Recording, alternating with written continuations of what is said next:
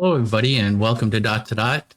And I want to remind everybody that is interested to watch the live show on Quest of Oak Island with John Stemmer this Saturday, June 19th at 6 p.m. Eastern Time.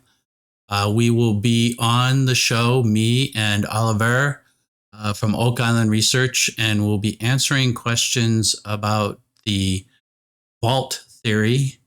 And today, I'm just going to do a little bit of review. It's for some of you, it will be review. Some of it won't.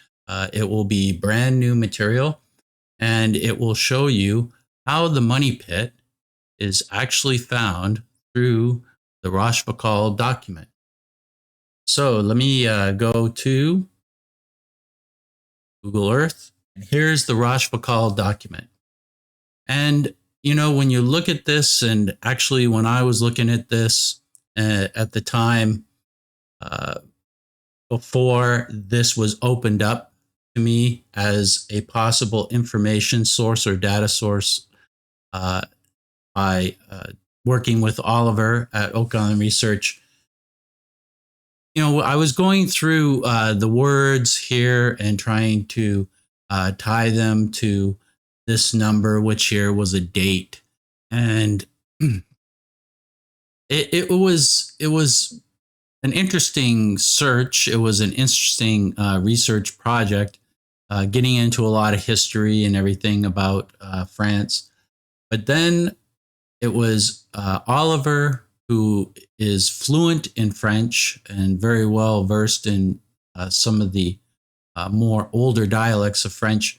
And he was looking at this, and his first opinion was that this was written by somebody who was illiterate, that was either drunk when they did it, that didn't know how to draw, and he couldn't make heads or tails of it until he finally looked at some of these words up here and looked at some of these symbols.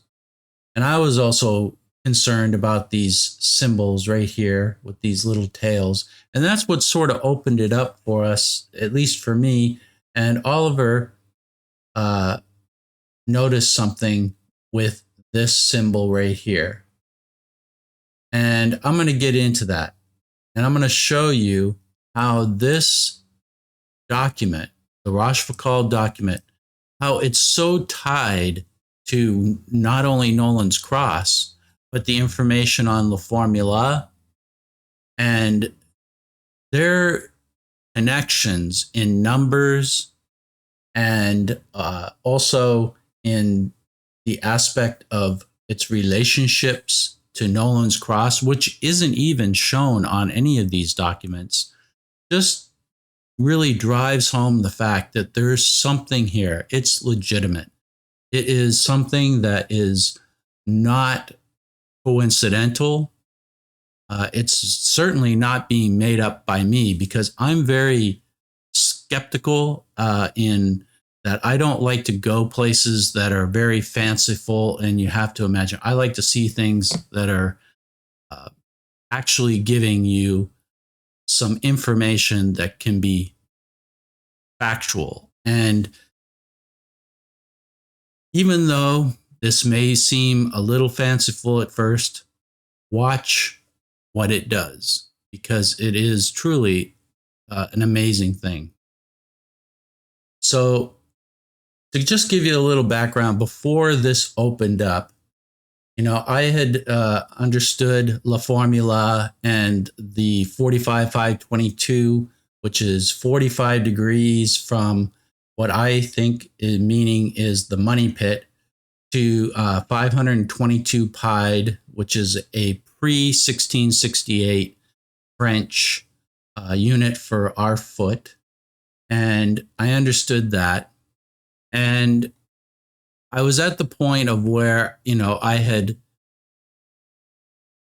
gotten hold of Fred Nolan's data, and that was on a map, a survey map, that basically I took the points that he was using and I drew vector lines through them. And this is what I ended up with. And it pretty much establishes this money pit point through his data. Also, this line here is the 7-degree line from the original stone triangle, which I also overlaid with the 1937 survey, which was really nice because it had a scale on it already. It has a scale on this right up here, and it has a true north, so it was pretty easy to line up and scale. And this is what I got from that. So that was where I was at when I came to the point of the Rochefoucauld map being opened up. And this is how it happened. And Oliver came to me, and it was, you know, at first it was very hard for me to believe, but he started pointing out things in French, like this right here, petite, and how that the I was just squeezed in between here. And there was something about the spelling of this Vera and the V and how it was disconnected. There was a lot of things that I would not even think of looking into. And then there was something about this SETA. And if you come on the live show this Saturday, you can ask him these questions yourself. I might even ask him. I can't remember what it was, but there was something about this SETA. And if you look at this, there's an ETTE. And if you look over here, there's an ETTE in petite. And the I is just squeezed in here. Now, there's something with this V, but I'm not going to get to that right now. We're just going to go with this. So the other thing that he noticed was down here in this word right here, which he didn't even think it was a word. And I can't even begin to pronounce it. But he then drew a line from there to there. Now, this actually isn't the actual line that he drew. This is what is being set today. It was actually a little off a little bit. At least what I had at first was a little off. It was up in this direction. And this line right here is very important because it sets up what we call the scale line. And this right here is the scale line. And that was given by this clue. And this is what I do, is I set up the scale for the map so that we can analyze it. And it was this little triangle here. And maybe I should put this up a little bit, give it a little bit more opacity. So this is the triangle, and this line right here was saying something to me, because if you notice, it goes all the way to here and it underlines this whole number, which is 1,347. And I don't know why, but I just got this idea that from the top of the extension triangle, which is an extension of the mid pointer stone from the center stone to out to here, it's the same distance. And we set that up, and when you put it on here, it really, with the distance of 1,347 pi, which for us is 1,443 or 45 in between there because of the conversion. It's about, I have this one set at 1,444 feet. I'll put it in feet here. 1,444 feet. Now, this is why in the early part of this, it didn't line up the way I'm going to show you because the Zeta line gives you the point. It has to go between the T and the E. And up here, it has to split between the ET and the TE. Why? Because that is the clue that is given with this petite. It splits. It has to split between the ET and the TE. So when you get that measured right, it basically centers this map and it scales it in the X position and the Y axis. So it's very precise. And if you look, if you measure, if you go down this line, if you even move it just a little bit, it is less. So because this line is angled, it has to be at just one point. And I know this line isn't straight, and that's, you know, a little bit of a maybe a reach for some people, but for me, it really is something that is pretty extraordinary in that it positions this map fairly accurately. So the next thing is we look at this right here and how this is pointing to this part of the island. Well, if you take this line here and extend it out in the same angle, which by the way is 80 degrees,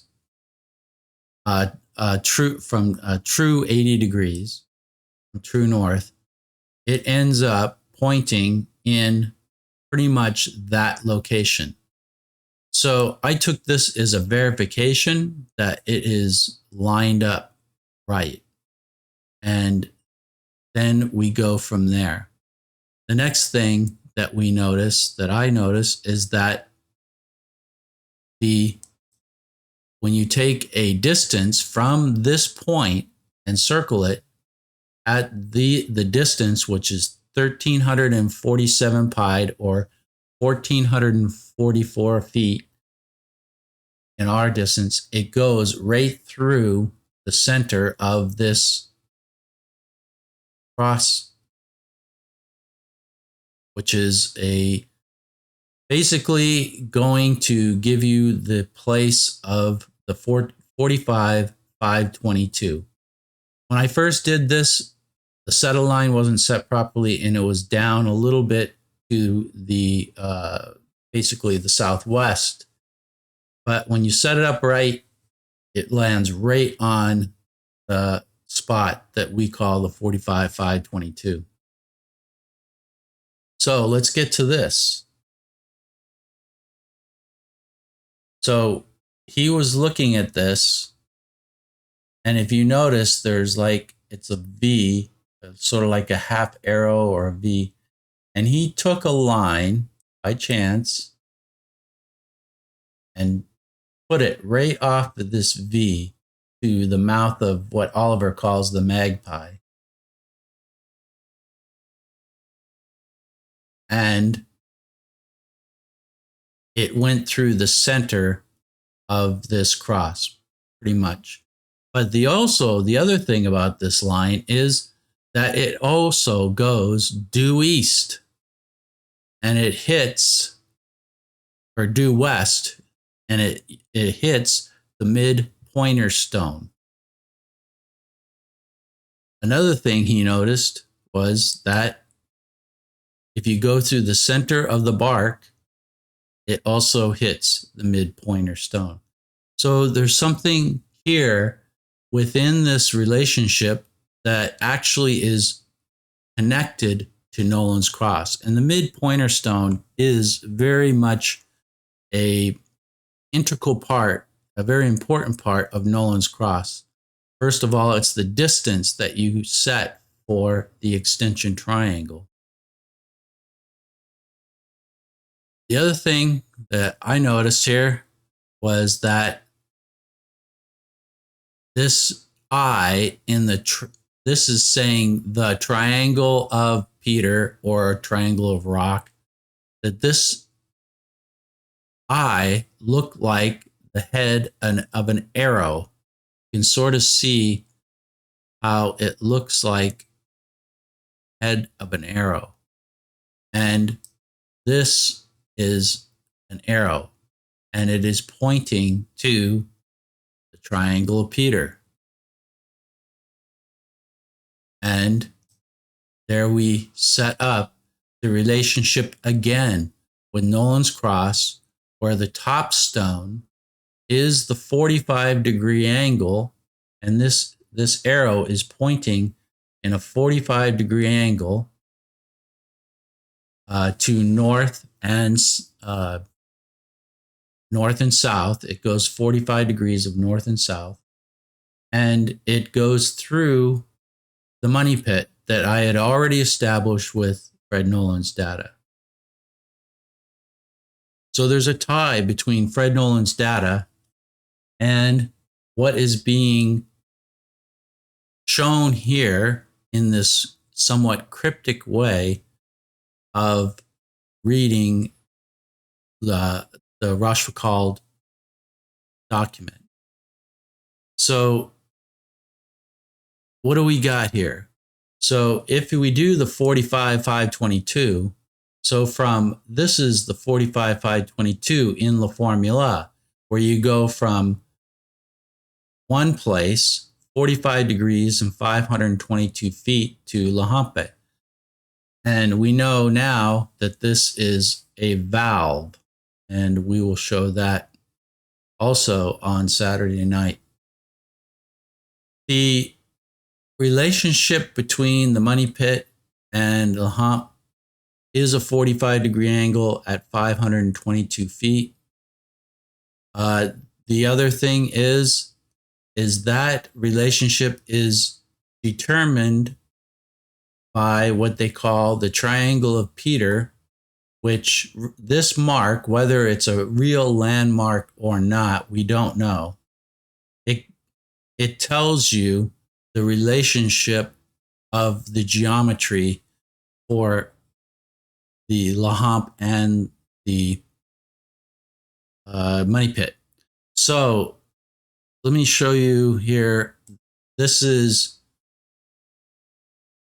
the landmark. This is the landmark map that is on the left side of the Rochefoucauld map.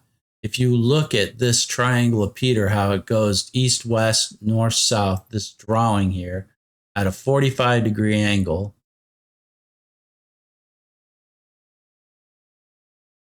we get that when